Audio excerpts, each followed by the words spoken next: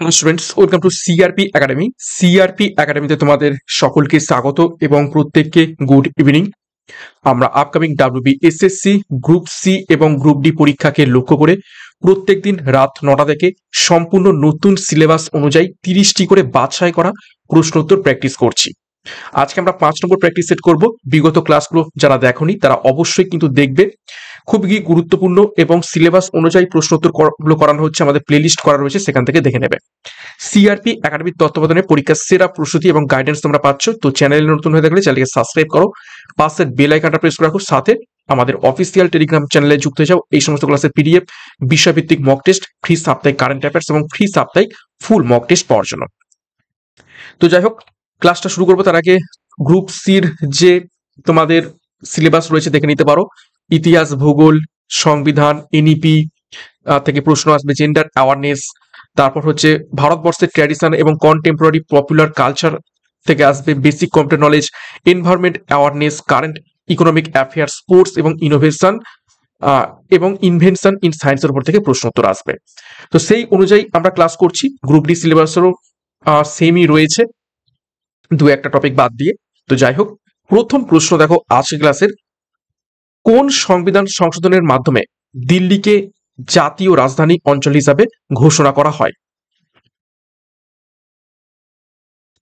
প্রত্যেকটি প্রশ্ন চলাকালীন চেষ্টা করবে নিজেরাই সঠিক উত্তরগুলো কমেন্ট বক্সে কমেন্ট করার, এবং আমার উত্তরের সাথে মেলাতে থাকবে তোমাদের উত্তরগুলো মিলছে কি।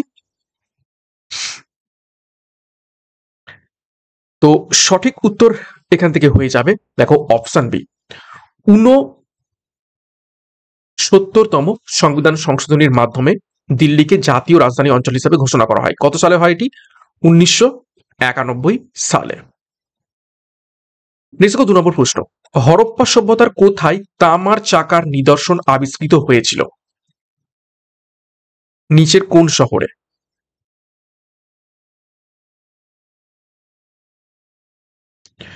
সঠিক উত্তর হবে অপশন ডি, দাইমাবাদ। দাইমাবাদ হচ্ছে সিন্ধু সভ্যতার বা হরপ্পা সভ্যতা যাই বলো না কেন, সিন্ধু সভ্যতার দক্ষিণতম স্থান। কোথায় অবস্থিত রয়েছে? মহারাষ্ট্রে অবস্থিত রয়েছে। লোথাল এটি হচ্ছে বন্দর শহর। ওকে, নেক্সট 3 নম্বর প্রশ্ন, 92তম সংবিধান সংশোধনের মাধ্যমে কতগুলি ভাষাকে যুক্ত করা হয়েছিল? ইম্পর্টেন্ট প্রশ্ন।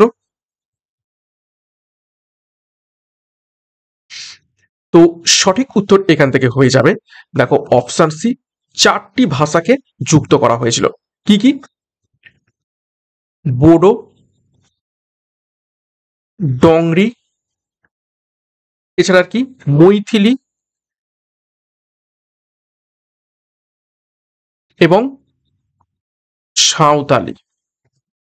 এই 4টি ভাষাকে আমাদের যে তপশিল রয়েছে, ঠিক আছে, 8ম তপশিল, 8 তপশিল, সেখানে যুক্ত করা হয়।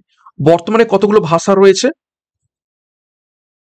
বর্তমানে 22টি ভাষা রয়েছে সংবিধানে। নেক্সট দেখো 4 নম্বর প্রশ্ন, কত সালে হাওড়া স্টেশন নির্মিত হয়? এটা ইন্ডিয়ান ট্র্যাডিশন এবং কালচারের উপর থেকে প্রশ্ন। কত সালে হাওড়া স্টেশন নির্মিত হয়? সঠিক উত্তর হবে অপশন এ, 1905 সালে। হাওড়া স্টেশনের নাম কি? হাওড়া স্টেশনের নাম রবীন্দ্র সেতু। ওকে,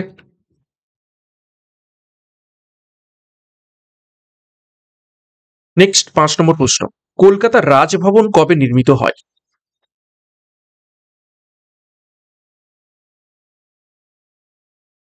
সঠিক উত্তর হবে অপশন এ, 1803 সালে।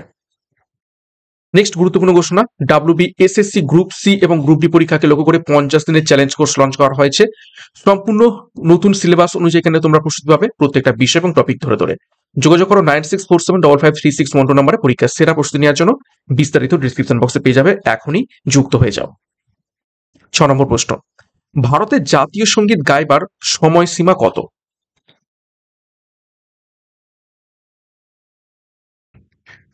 সঠিক উত্তর হবে অপশন সি 52 সেকেন্ড। ভারতের জাতীয় সঙ্গীত প্রথম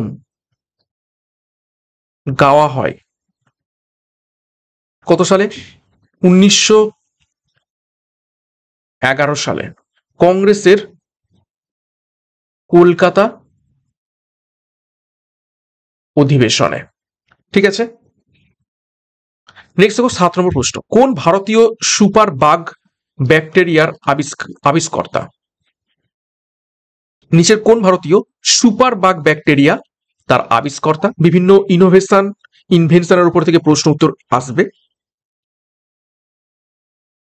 সঠিক উত্তর হবে অপশন ডি আনন্দমোহন চক্রবর্তী। 8 নম্বর প্রশ্ন। জোনাকি পোকায় কি থাকার জন্য আলো জ্বলে?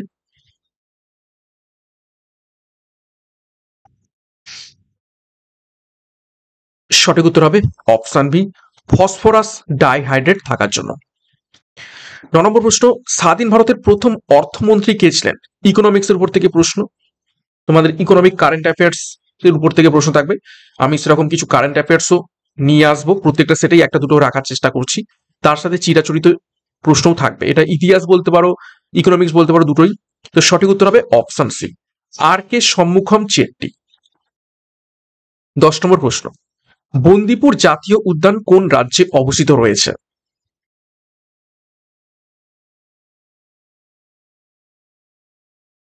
সঠিক উত্তর হবে অপশন এ ভূগোলের উপর থেকে প্রশ্ন। কর্ণাটকে অবস্থিত রয়েছে বন্দিপুর জাতীয় উদ্যান। 11 নম্বর প্রশ্ন দেখো, এনবিএফসির সম্পূর্ণ রূপ কি?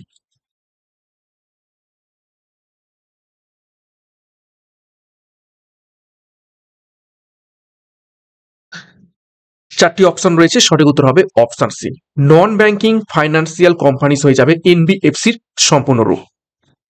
12 নম্বর প্রশ্ন। আত্মীয় সভা কে প্রতিষ্ঠা করেন? সঠিক উত্তর কি হবে?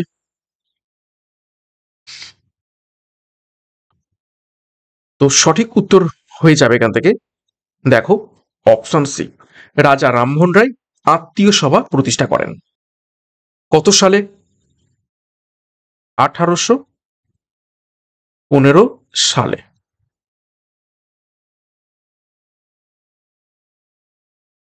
13 নম্বর প্রশ্ন দেখো, প্রিয়াঙ্কা নুটাক্কি কোন খেলার সাথে সংযুক্ত? স্পোর্টস সম্বন্ধীয় প্রশ্ন পরীক্ষাতে আসবে। তো প্রিয়াঙ্কা নুটাক্কি কোন খেলার সাথে যুক্ত রয়েছেন? সঠিক উত্তর অপশন সি দাবা খেলার সাথে।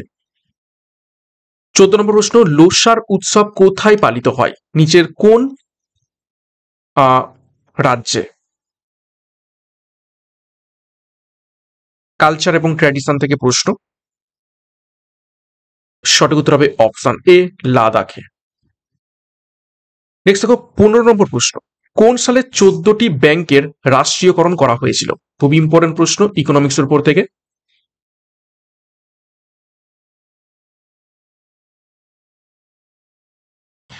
সঠিক উত্তর হবে অপশন এ 1969 সালে। নেক্সট দেখো জাতীয় ঐক্য দিবস কবে পালিত হয়? ভারতের ন্যাশনাল ইউনিটি ডে।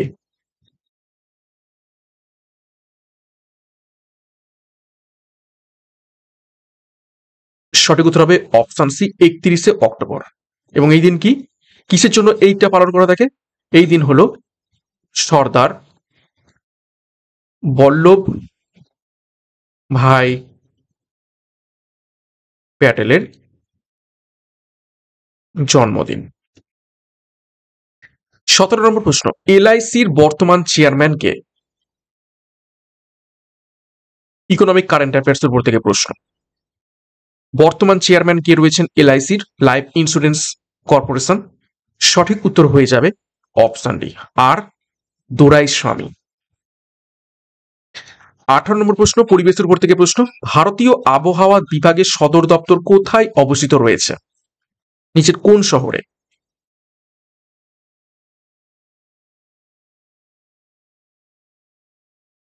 সঠিক উত্তর অপশন এ নয়াদিল্লিতে। 19 নম্বর প্রশ্ন, পঞ্চায়েত ব্যবস্থায় মহিলাদের জন্য সংরক্ষিত আসন কত শতাংশ? ভিভিআই করে ফেলো। জেন্ডার অ্যাওয়ারনেস থেকে প্রশ্ন, পঞ্চায়েত ব্যবস্থায় মহিলাদের জন্য সংরক্ষিত আসন সংখ্যা কত? সঠিক উত্তর হবে অপশন এ 33%। 20 নম্বর প্রশ্ন, শিশুদের লিঙ্গ নির্ধারণ কার ওপর নির্ভর করে? খুবই ইম্পর্টেন্ট, এটাও জেন্ডার অ্যাওয়ারনেস নিয়ে প্রশ্ন। তো সঠিক উত্তর হবে, একজন বাচ্চা সে ছেলে হবে কি মেয়ে হবে সেটা সম্পূর্ণ নির্ভর করে পিতার ওপর, মাতার ওপর কিন্তু নয়। মাতাকে অনেক সময় দোষ দিয়ে থাকে, কিন্তু মাতার এখানে কেন কোনো হাত নেই। কেন? দেখো, পিতার শরীরে থাকে কি বলে দিই, এক্স এবং ওয়াই ক্রোমোসোম, আর মাতার শরীরে থাকে কি দুটোই এক্স ক্রোমোসোম, অর্থাৎ মেয়ে। তাহলে মেয়ে হলে হবে দুটোই এক্স, আর ছেলে হলে হবে এক্স ওয়াই। আচ্ছা, যখন মিলন ঘটছে তার মানে মাতার কাছ থেকে কি আসছে? এক্স আসছে, দুটোই এক্স রয়েছে, তার মানে একটাই এক্স আসবে। আর পিতার কাছ থেকে যদি ওয়াই আসে তাহলে কি হয়ে গেল? X Y. তাহলে কি হবে? ছেলে। আচ্ছা, যদি মাতার কাছ থেকে এক্স আসে, মানে এক্সই আসবে, কারণ এখানে দুটোই এক্স রয়েছে, মাতার কাছ থেকে এক্সই আসবে। আর পিতার কাছ থেকে যদি ওয়াই না এসে এক্স আসে, তাহলে তখন কি হয়ে যাবে? মেয়ে হয়ে যাবে। তার মানে ছেলে হবে কি মেয়ে হবে এটা পুরোটাই ডিপেন্ড করছে কার ওপর? পিতার ওপর। নেক্সট দেখো 21 নম্বর প্রশ্ন, ভারতের প্রথম জনগণনা কবে হয়?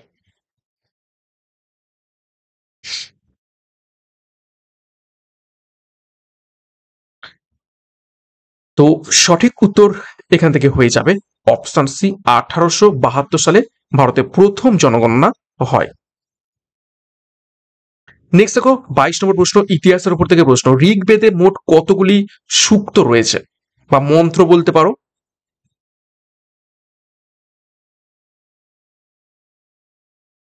সঠিক উত্তর হবে অপশন সি, 1028টি।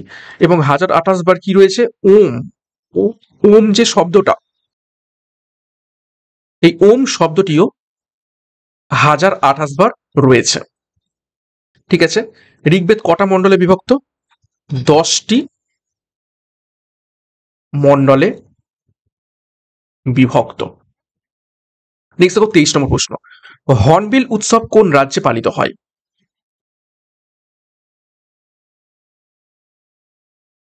স্টার মার্ক করবে। কালচার, ট্র্যাডিশন, কন্টেম্পোরারি ট্র্যাডিশন থেকে প্রশ্ন। সঠিক উত্তর হবে অপশন সি, নাগাল্যান্ডে পালিত হয়ে থাকে হর্নবিল উৎসব। 24 নম্বর প্রশ্ন, কোন বছরে প্রথম শিল্পনীতির প্রকল্প গৃহীত হয়?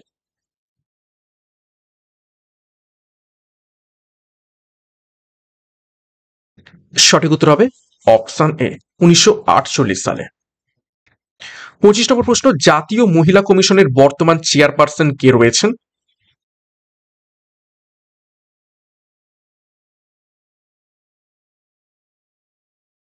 সঠিক উত্তর অপশন এ, বিজয়া কিশোর রাহাতাকার। 26 দেখো, কোন যন্ত্রের সাহায্যে রক্তচাপ মাপা হয়ে থাকে?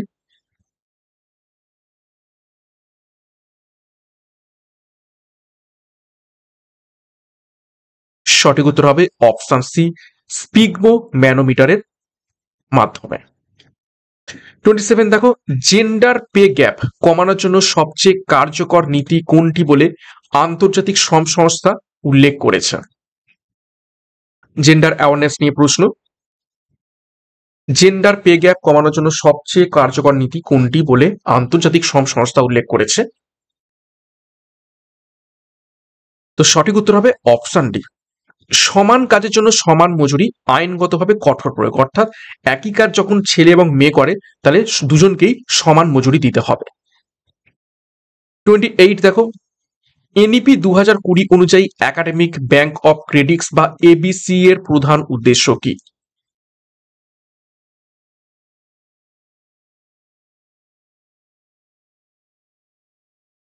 সঠিক উত্তর হবে অপশন বি, শিক্ষার্থীদের অর্জিত ক্রেডিট বিভিন্ন প্রতিষ্ঠানের মধ্যে স্থানান্তর যোগ্য করা।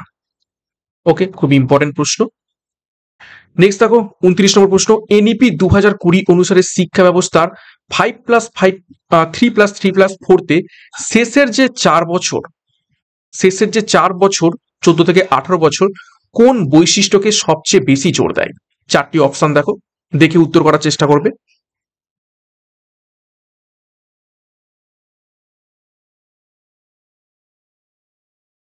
তো সঠিক উত্তর হবে অপশন সি, বহু মূল্যায়ন অর্থাৎ মাল্টিপল অ্যাসেসমেন্ট এবং বিষয়ভিত্তিক বিশেষায়নের উপর সুযোগের জন্য উপর জোর দেয়।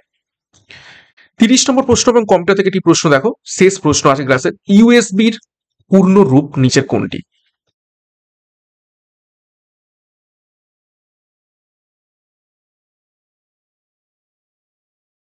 তো সঠিক উত্তর হবে option A, universal serial bus. তো এই ছিল গুরুত্বপূর্ণ 30টি প্রশ্ন উত্তর upcoming WB SSC group C এবং গ্রুপ ডি পরীক্ষাকে লক্ষ্য করে সম্পূর্ণ নতুন সিলেবাস অনুযায়ী। 30-এর মধ্যে কার কত স্কোর হয়েছে কমেন্ট বক্সে কমেন্ট করবে, প্রশ্নপত্র কেমন লাগছে সে ব্যাপারে মন্তব্য করবে, এবং ধীরে ধীরে আমি প্রশ্ন আরো মিক্স করব। এনইপি এবং জেন্ডার অ্যাওয়ারনেস, পরিবেশ, কম্পিউটার থেকে বেশি বেশি প্রশ্ন রাখার চেষ্টা করব। ঠিক আছে, তো ভালো লাগলে অবশ্যই লাইক এবং কমেন্ট করে জানাবে, এবং প্রত্যেকদিন রাত 9টা থেকে এই ক্লাসগুলো ফলো করতে হবে। এখানের থেকে অনেক প্রশ্ন তোমাদের প্র্যাকটিস হবে এবং পরীক্ষাতে এই ধরনের প্রশ্নই আসবে। আশা করছি পরীক্ষাতে হুবহু কমন পাবে। ক্লাসটা শেষ করবো তার আগে গুরুত্বপূর্ণ ঘোষণা, WBSSC group C group D পরীক্ষাকে লক্ষ্য করে 50 দিনের চ্যালেঞ্জ কোর্স সম্পূর্ণ নতুন সিলেবাস অনুযায়ী প্রত্যেকটি বিষয়ের প্রত্যেকটা টপিক ধরে ধরে ক্লাস করানো হবে। তো যোগাযোগ করো 9647553612 নাম্বারে পরীক্ষার সেরা প্রস্তুতি নেওয়ার জন্য।